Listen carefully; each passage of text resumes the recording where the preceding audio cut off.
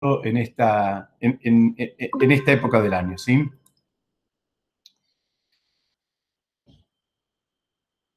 Vamos a empezar. Yo quiero compartir con ustedes, denme un segundito, quiero compartir con ustedes unas ideas para la cual vamos a usar una presentación.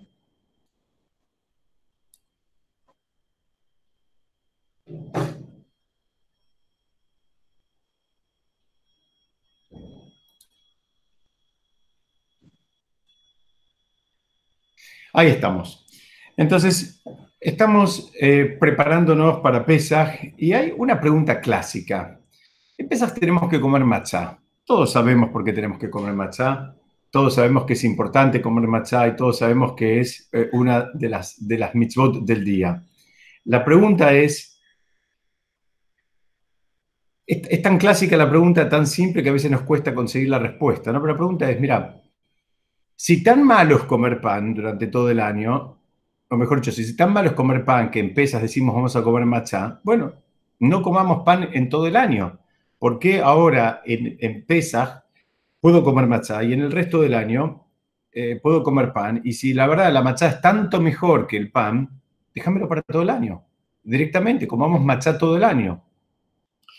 Entonces, esta es una pregunta que la trae inclusive en el Zohar, que se la hace Rabí Eleazar a su padre, Rabí Shimon, como diciendo, ¿qué hay atrás de todo esto? Si es tanto mejor la matzá, representa la humildad y representa la falta de altanería y la falta de orgullo, representa, digamos, la actitud de la persona chata y baja, etcétera, etcétera. Bueno, déjamelo todo el año, porque solamente lo puedo comer o lo tengo que comer en Pesaj y el resto del año puedo comer pan. Si es tan distinto, que no lo comamos. Entonces, apoyándose en esta pregunta, el Ben Ish Hai trae una explicación que creo que es importante que la entendamos. Él dice que hay dos tipos de Yetzer Hara, dos tipos de instinto del mal, por llamarlo de una manera, así por traducirlo, que a veces suena un poco fuerte, pero es la parte más digamos, el Yetzer Hara es un malaj, el Yetzer Hara es un ángel, y ese ángel fue creado justamente para que la persona no haga lo que tiene que hacer. Esa es la función del Yetzer Hara. Es un malaj. Ustedes saben que hace muchos años mi señora tenía una amiga que iba a los grupos de los Kabbalah Center de Estados Unidos. Ella ni siquiera era judía. Y ellos estudian principios así supuestamente de Kabbalah, pero tenían una traducción muy interesante del Yetzer Hara. ¿Saben cómo lo llamaban el Yetzer Hara en esos grupos? Lo llamaban el oponente.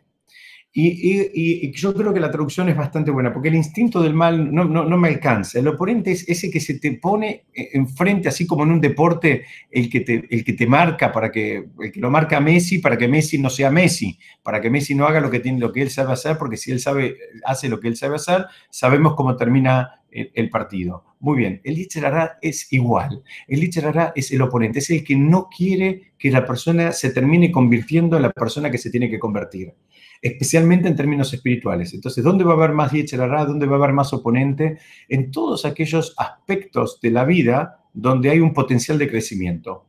Cuando querramos hacer cosas que la verdad, si las hacemos o no las hacemos, no afecta a nadie, y menos a nosotros espiritualmente, lo más probable es que el Yetzer Hara no se meta con eso. Cuando son cosas espiritualmente valiosas, tenemos que saber que el Yetzer Hara se va a meter.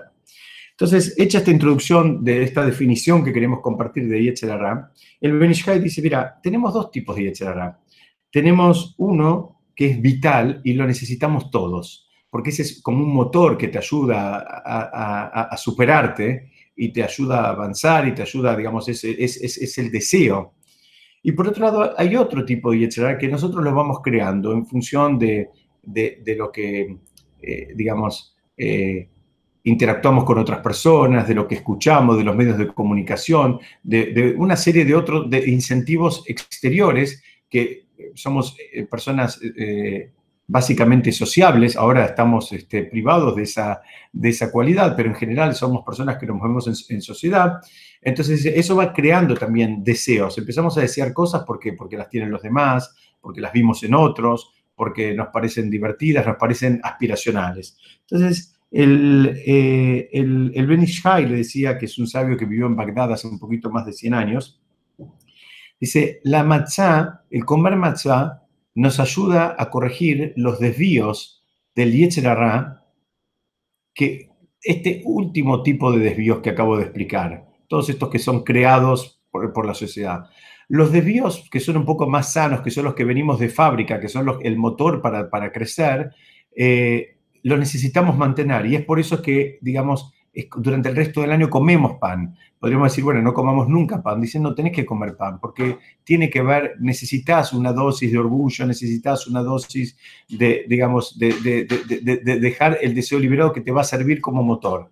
Ahora, en Pesaj paramos todo y justamente nos conectamos con la humildad, nos conectamos con esta actitud, con este modo, para que la semana de Pesaj sea el reservorio para todo el resto del año. Y así entendieron, así entiende la Torá, así entendieron los jajamín que tiene que funcionar. Entonces, ahí empezamos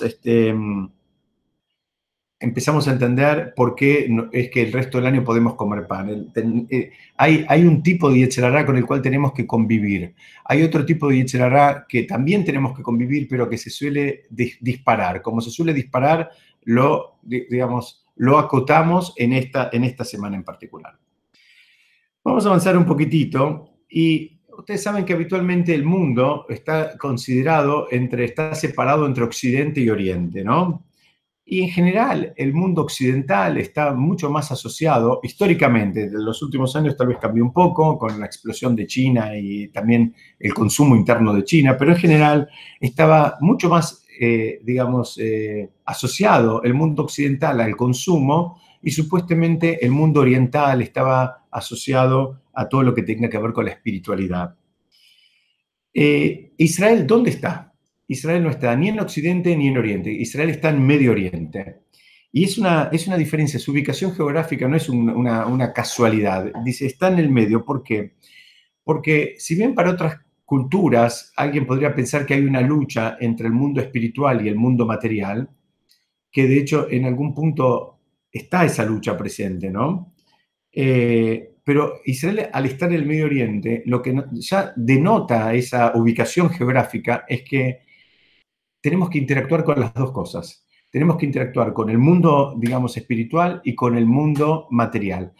Venimos estudiando estos últimos días esta idea de que en el judaísmo no se nos pide que nos quedemos arriba de una montaña meditando, sino que justamente expresemos nuestra espiritualidad interactuando con personas, aun cuando las cosas salen no como uno quisiera, aun cuando una persona tal vez le hizo un favor muy grande al otro y ahora el otro casa un hijo, hace una fiesta para 1000 personas y no me invita.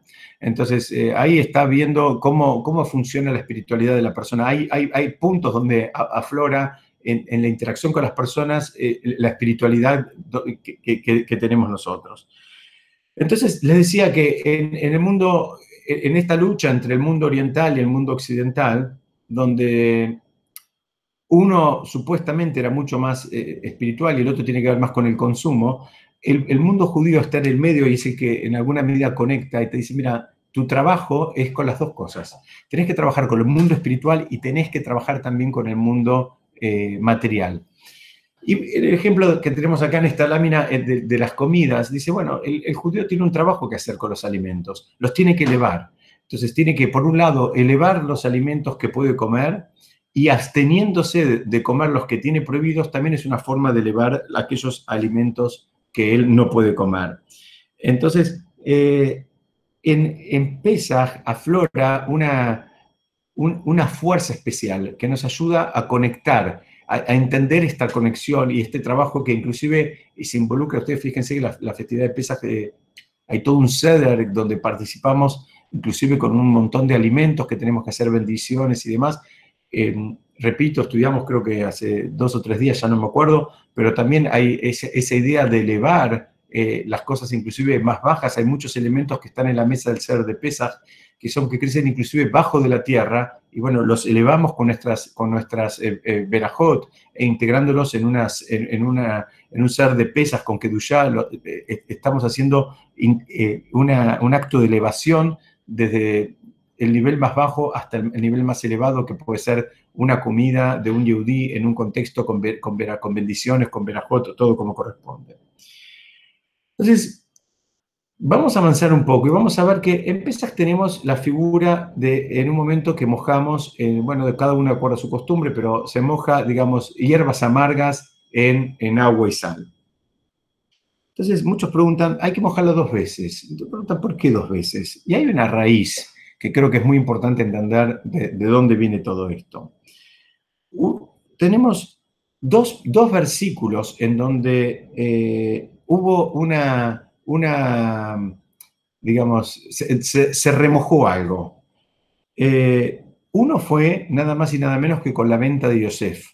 El versículo dice, Baitvelu et akutonet batam. ¿Qué pasó? Dice, conocemos, la historia es muy conocida, a Yosef, los hermanos en un momento, digamos, llamémoslo de disputa, de celos, de enojo, en fin, deciden, lo tiran a un pozo y toman la famosa túnica que el padre le había hecho para él, la famosa túnica a rayas, y la sumergen en la sangre de un cabrito. Entonces, ese es un caso donde la Torá habla de sumergir algo, en este caso en sangre en particular. En este caso en particular en sangre. Y fíjense qué curioso que cuando va a venir la redención, cuando ya están por salir de Mitzrayim, cuando están por salir de Egipto, hubo una instrucción que fue previa a la muerte de los primogénitos. Dice, Belakastem, Agudat, Esob, Betabaltem, Badam, Asher Basaf. Dice, también Hashem pidió que tomen, en este caso era un hisopo, que se hacía con una planta, pero que también lo tenían que sumergir en sangre y con eso marcar las puertas para que sean identificadas en el momento de la Macat, la Pejorot, de la plaga de los primogénitos. Entonces dicen, ¿qué tiene que ver estos dos actos? Yo acá tengo los versículos por si alguien los quiere ver. Preguntan, ¿qué tiene que ver estos dos actos, digamos, con el ser de Pesaj? ¿Por qué tenemos que hacer dos veces? Dicen, no, porque hubo dos veces. ¿Y qué tienen que ver estos dos actos? Los versículos tienen una similitud, bueno, acá están en hebreo, para los que me pueden acompañar en Ibrit, donde están, en la primera palabra dice, Baitvelu et akuton et badam, lo sumergieron, sumergieron a la camisa en la sangre, y después dice, Belakaktem agudat esov betabaltem badam. Tomaron una agudá. Una agudá es un grupo, algo que está unido. Había que tomar, este hisopo se hacía con plantas y se tomaba como un grupito de plantas, ¿no? Como si fuera un racimito, por decirlo de alguna manera. Entonces explican que esto lo integramos en el Seder de Pesaj, esto de sumergir, y lo tenemos presente, porque justamente el exilio en Mitzrayim empezó sumergiendo algo y terminó sumergiendo también cuando se sumergió algo. Pero hay una diferencia, dice la palabra que está subrayada acá, que es agudat, cuando estén unidos, explican que en realidad la idea es que nadie se salva solo. El pueblo de Israel estaba listo para salir de Mitzrayim cuando había una idea de unión entre ellos, cuando había una relación sana y una relación, digamos, cuidada entre las personas. Y ahí, por eso, inclusive ahora se llama el nombre de la Agudá, ¿no? Se llama, porque es el grupo unido. Dice, bueno, cuando recién el pueblo de Israel estuvo unido y estuvo, digamos, en ese modo de conexión el uno con el otro, ahí llegó la redención. Mientras tanto, tenemos que saber que hubo una acción que fue este sumergir en la sangre, en la que disparó el éxodo, y fue con la misma acción, en este caso, en un caso fue, digamos, motivado por el odio, en el segundo caso fue motivado por la orden de Hashem, pero ya con un clima de amor entre las personas. Entonces ahí vemos cómo se cierra el círculo y se arregla. Una acción que empezó motivada en una dirección, termina necesitando la misma acción, pero en dirección contraria, como para decir que se cierra el círculo y se resolvió. Y ese es el espíritu por el cual, digamos, nosotros en Pesaj, dos veces sumergimos en aguas amargas a las verduras. Es muy importante esto, cae justo para algo que están comentando mucho en Israel los grandes jajamim de esta generación, y ellos encuentran, estoy repitiendo, no son palabras mías, estoy repitiendo palabras de grandes jajamim de Israel, ellos encuentran como motivo todo este encierro que estamos viviendo en el mundo a que lamentablemente los Yehudim no estamos sabiendo manejar las relaciones interpersonales como corresponde de acuerdo a la halajá. Lamentablemente el exceso de la Yonah Ra, el exceso de hablar mal de las personas, el exceso digamos, de expresiones despectivas de los unos para con los otros, hizo que en alguna medida, así entienden nuestros sabios, en alguna medida nos están diciendo, mira, suspendemos todo tipo de interacción social porque así como la estaban haciendo no funciona, así no está bien. Esto es algo que no es normal. No hay muchos registros en la historia de la humanidad que todo el mundo y que todo el pueblo de Israel esté privado de funcionar como comunidad, como Keilah, y esto es lo que explican nuestros sabios, el gran motivo por el cual estamos atravesando en estos días momentos de encierro. Y fíjense que volvemos una vez al concepto, el éxodo de Egipto, digamos, pasó cuando el pueblo podía funcionar como una agudá, como un racimo, pero unido uno con el otro, no que cada uno estaba disperso. Quería compartir con ustedes otra idea, que en todas las generaciones sabemos que hubieron momentos en que el pueblo de Israel fue acusado de utilizar, lamentablemente, sangre de chicos para, para cocinar matzot. Además que es un disparate desde todo punto de vista. Es hasta un disparate halágico porque es imposible hacer matzá con sangre, no se puede, no se podría, pero más allá de eso, encontré un comentario que es un poco fuerte, pero es muy interesante. El Rabbi Hanan Wasserman, era el alumno avanzado del Hafetz Haim, lamentablemente murió en la Shoah. Él dijo que la mentira absoluta no perdura nunca. Si hay algo que es mentira por completo, dice, rara vez va a perdurar. Dice, pero ¿por qué? Porque no tiene dónde agarrarse. ¿Cómo funciona la mentira? La mentira necesita un punto de apoyo, que algo sea verdad, y de ahí se construye todo el resto de la novela, de la mentira. Y él explica, dice, a lo largo de la historia hubieron en infinidad de momentos y de periodos, más tranquilos o menos tranquilos, acusaciones en la misma dirección. Y él dice, esas acusaciones no hubiesen perdurado nunca, a no ser que tengan algo de verdad. Dice, ¿saben qué es lo que tiene de verdad? Dice, lamentablemente, los primeros que, digamos, usaron la sangre para causar una falsa acusación fueron los hermanos de Yosef.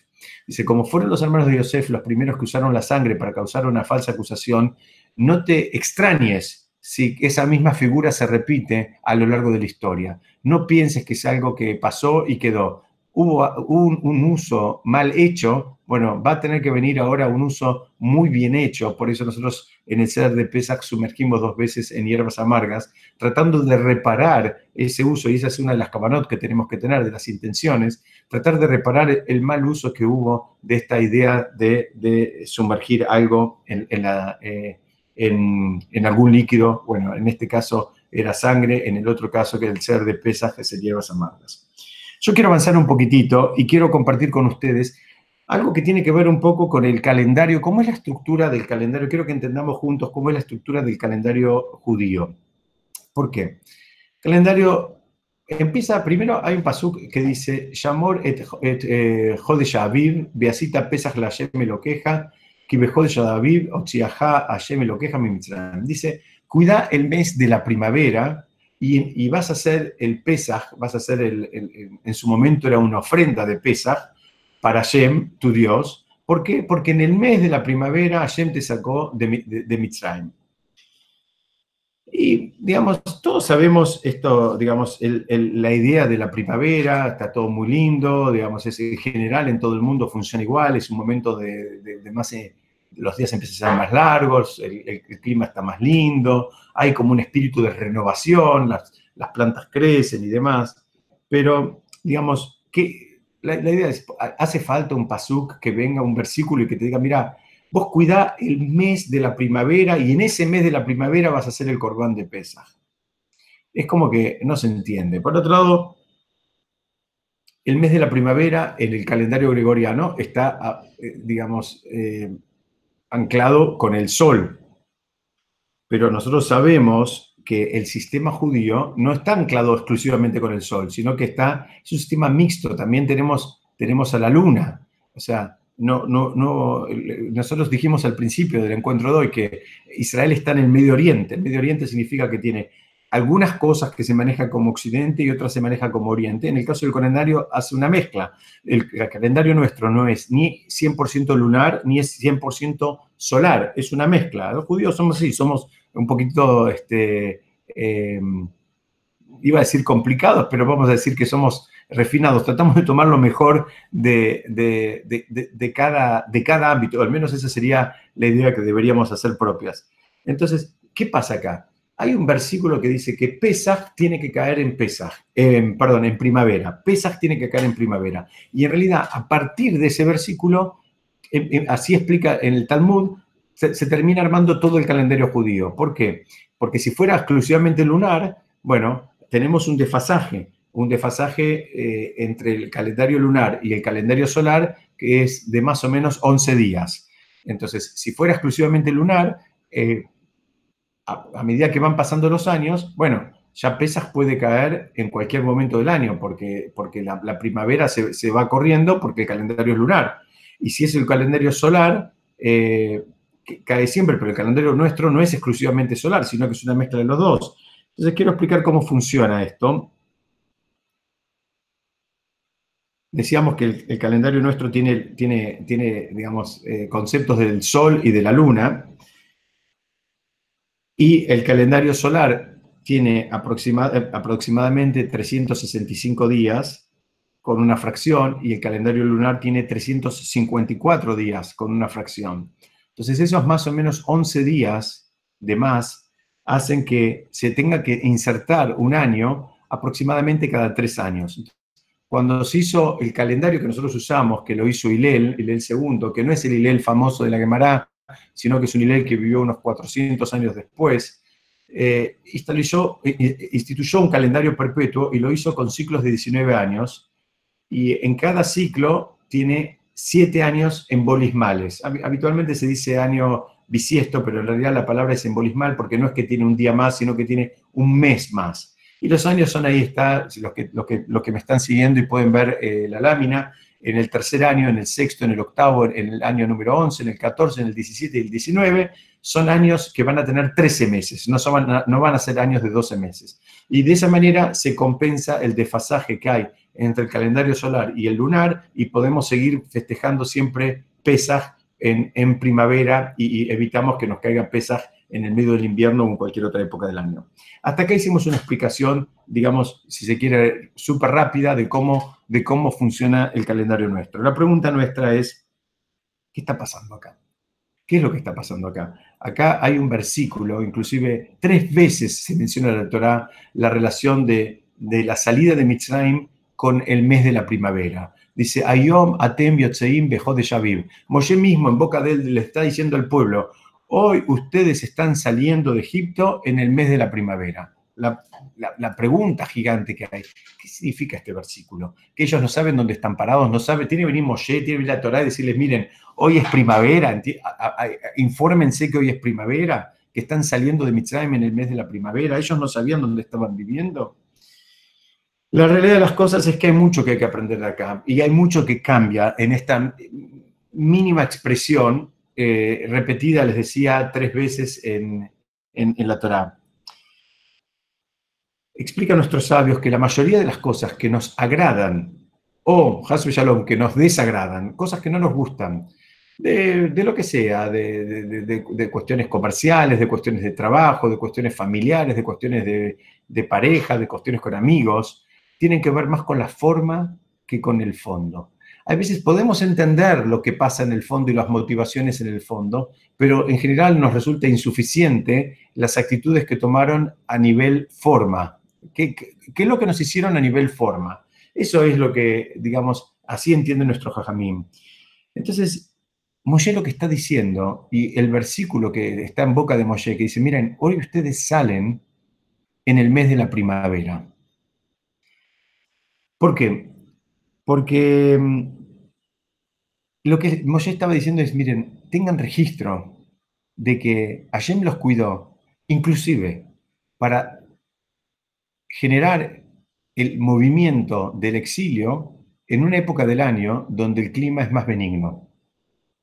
Parece algo menor, tenemos un antecedente también en la Torá, cuando hace el relato de justamente Yosef, que venimos hablando de él hoy, cuando los hermanos lo tiran al pozo, al final Yosef es vendido en repetidas oportunidades.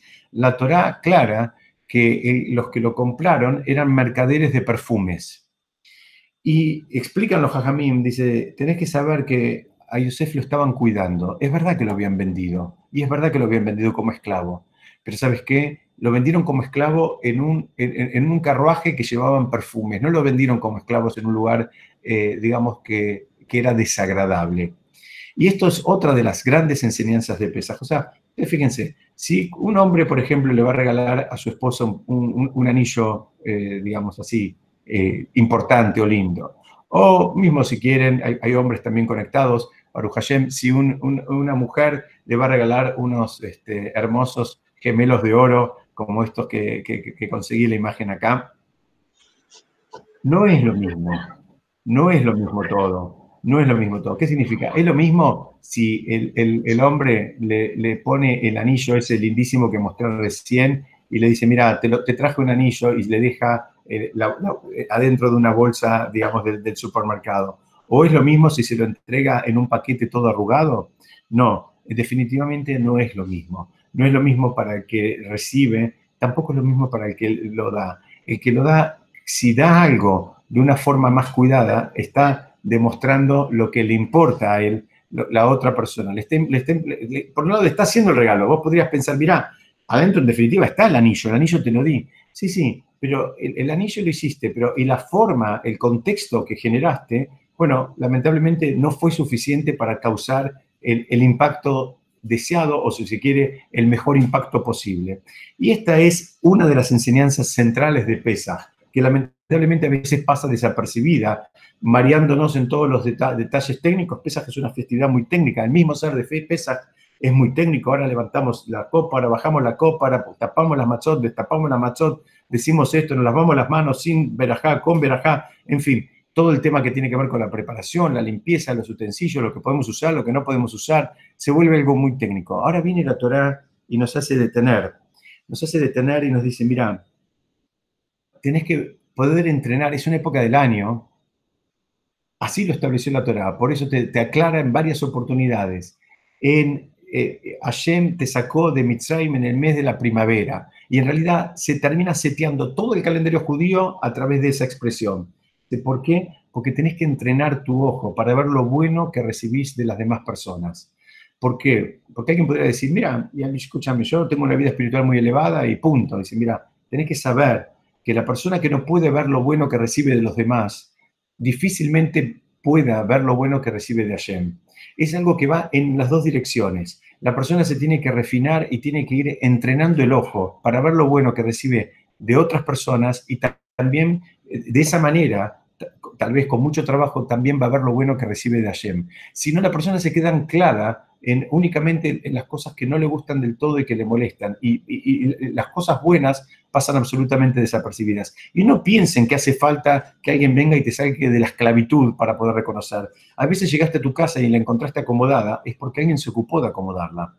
Y si no se ocupó de acomodarla en persona, tal vez por lo menos instruyó a alguien para que lo haga. Eso también le dedicó un tiempo para que cuando vos llegues y veas las cosas como vos te gustan. Eso es un ejercicio. La verdad que nadie quiere vivir al lado de una persona que es permanentemente desagradecida. Es una de las cualidades más alejadas de la espiritualidad. Justamente nos llamamos Yehudim porque viene de la palabra Odá quiere decir agradecimiento. Es una de las características que deberían estar en nuestro ADN. Deberíamos ser personas agradecidas por lo bueno que recibimos, aunque a veces el contexto no sea el mejor. A veces ahora, por ejemplo, estamos pasando momentos que son desafiantes. Son momentos desafiantes porque hay que estar en casa, hay que estar con toda la familia, en fin, hay que organizarse para estudiar, para trabajar, para hacer todas las cosas desde casa. Muy bien, ahí aparecen muchas cosas, pero también aparecen muchas cosas buenas adentro de la casa. Y la persona tiene que entrenar el ojo. Esta es la época del año. Es decir, la Torah te está diciendo, mira, Hashem cuando te sacó y te preparó una caja de regalo, un monio y una bolsita de regalo del mejor nivel. ¿Para qué? Para que hacerte todo esto que era traumático en definitiva, porque salir de Mitzrayim era algo traumático y la gente, inclusive hubo que convencerla para salir de la esclavitud hacia la libertad. Pero aún así, Hashem se ocupó de cuidarnos, de que sea, digamos, el regalo que sea completo. No es que dijo, bueno, me ocupo nada más del contenido y la forma la dejo digamos, la dejo un poquito liberada a lo que salga del momento. Y yo creo que con esto quiero terminar, este es el concepto del Seder de Pesaj. No el Seder de Pesaj, de la festividad de Pesaj. La palabra Seder quiere decir un orden. ¿Un orden dónde? Un orden en la cabeza. Creo que todos nosotros tenemos que hacer, y es lo que Moshe nos está, o en alguna medida Moshe al repetir tantas veces, la Torah 3 veces vuelve y singulariza el concepto de que saliste de Mitzrayim en el mes de la primavera. Es para que nos preparemos y justamente Pesaj también sirva como un reservorio de entrenamiento y reconocimiento de lo bueno que recibimos de todos, en todo contexto, en todo momento y en todo lugar. No, insisto, no es solamente haber salido de Mitzrayim, no es solamente haber sido liberado, porque alguien hoy podría sentirse muy desconectado de todo eso. Recibimos muchas cosas buenas, primero de nuestras propias familias, adentro de nuestras familias, después de nuestra familia ampliada, después de la comunidad, después de la comunidad más ampliada, después de gente que ni siquiera conocemos, a veces recibimos cosas buenas. Entonces, a veces, no sé, una persona financia la edición de un libro y hoy lo tenemos nosotros y lo podemos disfrutar porque otra persona en otra parte del mundo se ocupó de financiar esa parte del libro. Estoy dando ejemplos justamente para que lo tengamos presente en las cosas más mundanas que se nos ocurren. Y ese es otro de los grandes trabajos de Pesaj. Por eso, resumimos, en Pesaj tenemos el concepto de que salimos en el mes de la primavera, lo tenemos repetido en la Torá en 3 veces. Y lo tenemos repetido en la Torá 3 veces para que incorporemos lo que llama en hebreo, esa akarata tov. Akarata tov quiere decir reconocer lo bueno. Ese es un desafío que la persona que no trabajó sus midot, a veces al revés, en lugar de reconocer lo bueno que recibe del otro, justamente lo que trata de hacer es minimizar lo bueno que recibe del otro. Yo puedo tener 2 actitudes. Si a mí me invita alguien a comer a la casa junto con otras 50 personas, yo puedo decir, bueno, en definitiva, por mí, la dueña de casa no hizo ni siquiera hirvió una papa más. Lo mismo que hizo para los otros 49, lo hizo para mí. Esa es una actitud. O la otra es decir, bueno, no importa que había otros 50, yo estoy agradecido porque me invitaron, porque en definitiva tuve el honor y el derecho de participar de esa comida. Yo lo hice un poco exagerado, pero créanme que lamentablemente es algo que hacemos mucho más, de manera mucho más habitual de lo que lo deberíamos hacer. Solemos minimizar lo bueno que recibimos de los demás, especialmente de las personas con las cuales convivimos en nuestras propias casas. Solemos minimizar, solemos dar por sentado, como si fuera un derecho adquirido, que la otra persona va a hacer determinadas cosas. Y posiblemente en la división de tareas así haya sido, que uno hace unas cosas y el otro hace la otra. Pero eso no significa que uno no tenga que reconocer y tenga que ser agradecido por el beneficio y por lo bueno que recibe de los demás. Y ese es el trabajo justamente de Pesaj, porque en esta fecha salimos de Egipto, en esta fecha Hashem nos remarcó que teníamos que ser conscientes que salimos en el mes de la primavera, y ese es el trabajo que tenemos que hacer, entre otras cosas, en el mes de la primavera, en el mes de Nisan, que estamos comenzando el día de hoy, en este día de Rosh Hodesh. Ese es el trabajo que tenemos que hacer, empezar a entrenar el ojo, empezar a entrenar el corazón, empezar a entrenar la mente, para ver lo bueno que recibimos de las personas con que interactuamos, y no solo verlo, sino también agradecerlo. Bueno, yo también los quiero agradecer a todos ustedes por escucharme. Voy a abrir ahora un poquito por si alguien quiere decir quiere hacer alguna pregunta, quiere hacer algún comentario o manifestar alguna queja, lo que sea, estoy acá a disposición.